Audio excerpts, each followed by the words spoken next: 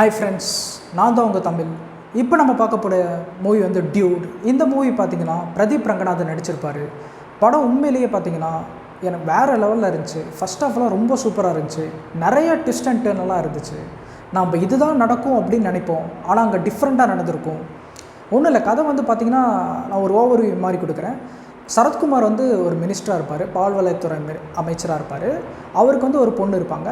அந்த பொண்ணு வந்து பார்த்திங்கன்னா ஹீரோவோட மாமா பொண்ணு. ஹீரோ வந்து சின்ன வயசுலேருந்து ஹீரோவும் அந்த பொண்ணு க்ளோஸாக இருப்பாங்க, ஃப்ரெண்ட்ஸாக இருப்பாங்க. அப்புறம் போக போக அந்த பொண்ணுக்கு வந்து ஹீரோ மேலே ஒரு இன்ட்ரெஸ்ட் க்ரியேட் ஆகும். அது லவ் இன்ட்ரெஸ்ட்டாக மாறும். அப்புறமேட்டும் பார்த்திங்கன்னா அந்த பொண்ணு வந்து இவர்கிட்ட பப்ளிக்காக ப்ரப்போஸ் பண்ணிவிடும். பப்ளிக்காக ப்ரப்போஸ் பண்ண பின்னாடி இவருக்கும் வேறு வழி தெரியாமல் சரி ஓகே அப்படின்னு சொல்லிடுவார்.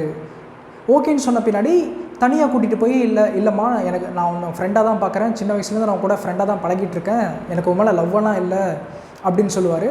அந்த பொண்ணு அழுந்துக்கிட்டே இருப்பாங்க. அழுந்துட்டு ஃபாரினுக்கு போயிடுவா. அவங்க ஃபாரினுக்கு போன பின்னாடி இவரை வந்து பார்த்திங்கன்னா இவருக்கு கொஞ்சம் கொஞ்சமாக அவர் ரியலைஸ் பண்ணுவார். அந்த பொண்ணை பற்றி நிறைய தாட்ஸ் வர்றதும் சரி, அவங்க சின்ன வயசில் எப்படி பழகினதும் சரி, அவங்க கூட இந்த ஹாப்பி மூமெண்ட்ஸ் எல்லாம், அந்த நாஸ்டாலஜிக் மூமெண்ட் எல்லாம் அவங்களுக்கு ஞாபகம் வரும் போது தான் உங்களுக்கு தெரியும். இவர் வந்து ரியலைஸ் பண்ணுவார், அந்த பொண்ணை நம்ம லவ் பண்ணுறோம். ஸோ அந்த பொண்ணு ஃபாரின்லேருந்து ரிட்டர்ன் ஆன பின்னாடி இவர் அந்த பொண்ணை மீட் பண்ண போவார். போகும்போது இவர் வந்து ப்ரப்போஸ் பண்ணலான்னு போய் சொல்லும்போது அந்த பொண்ணு வந்து என்ன பண்ணுவாங்கன்னா, இந்த மாதிரி நான் வேறு ஒரு பையனை லவ் பண்ணுறேன், அந்த பாரி அப்படின்ற ஒரு பையனை வந்து நான் லவ் பண்ணுறேன் அப்படின்னு அவங்க சொல்லுவாங்க.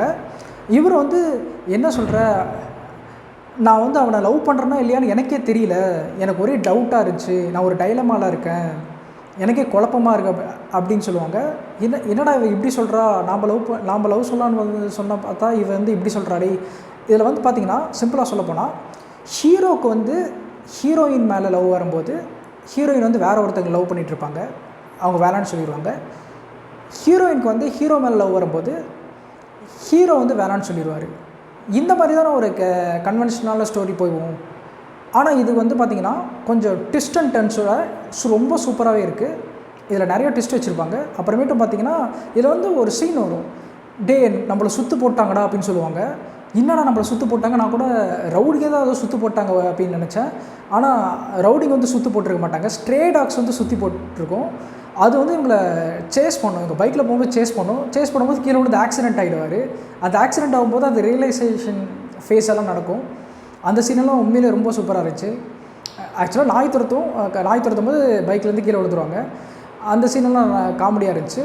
அப்புறமேட்டு ஃபஸ்ட்டில் ஒரு ஃபைட் சீன் ஒன்று வரும், அது செம காமெடியாக இருந்துச்சு. அப்புறமேட்டும் செகண்ட் ஹாஃபில் வந்து ஒரு டைலாக் வரும், நீங்கள் மட்டும்தான் தியாகம் பண்ணுவீங்களா, நாசமாக போனால் 2 பேரோட வாழ்க்கையும் நாசமாக போகட்டும், நல்லா இருந்தால் நம்ம 2 பேருமே நல்லா இருக்கலாம் அப்படின்னு சொல்கிற டைலாக்லாம் ரொம்ப சூப்பராக இருந்துச்சு. இந்த படத்துக்கு கிளைமேக்ஸும் நல்லாவே இருந்த மாதிரி தான் எனக்கு ஃபீல் ஆச்சு. மற்றவங்களோட ரிவ்யூ கொஞ்சம் பார்த்தா அவங்க வந்து இந்த படத்துக்கு கிளைமேக்ஸ் வந்து ஒழுங்காக ஒர்க் அவுட் ஆகலை அப்படின்னு சொல்லியிருக்காங்க ஒரு சில பேர். பட் எனக்கு வந்து உண்மையிலேயே ஃபஸ்ட் ஹாஃபும் நல்லா இருந்துச்சு, செகண்ட் ஹாஃபும் நல்லா இருந்துச்சு. ஆனால் கொஞ்சம் லேக் அடிச்சிச்சு. இந்த படத்துக்கு வந்து பார்த்திங்கன்னா நான் ஒரு 10க்கு 8 தருவேன்.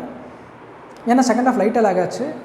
மற்றபடி பர்ஃபார்மன்ஸும் சரி, ஸ்க்ரீன் ப்ளே சரி, அப்புறமேட்டும் காமெடி சரி, லவ் சீன் சரி, எல்லாமே நல்லா இருந்துச்சு. இது ஒரு சூப்பர் ஃபீல் குட் மூவி. அப்புறமேட்டும் எனக்கு தெரிஞ்சு இந்த படத்தை நீங்கள் ஃபேமிலியோடு பார்க்கலாம். ஆனால் ரொம்ப ரொம்ப மோசமான சீனெல்லாம் எதுவும் இல்லை, அசிங்கமான சீனெல்லாம் எதுவும் இல்லை, ஃபேமிலியோடு பார்க்கலாம். இதுக்கு வந்து நான் ஆல்ரெடி சொன்ன மாதிரி தான், இந்த படத்துக்கு வந்து 10க்கு ஒரு 8 தரலாம். நெக்ஸ்ட் மூவியில் பார்க்கலாம் ஃப்ரெண்ட்ஸ். பாய். நான் தான் உங்கள் தமிழ்.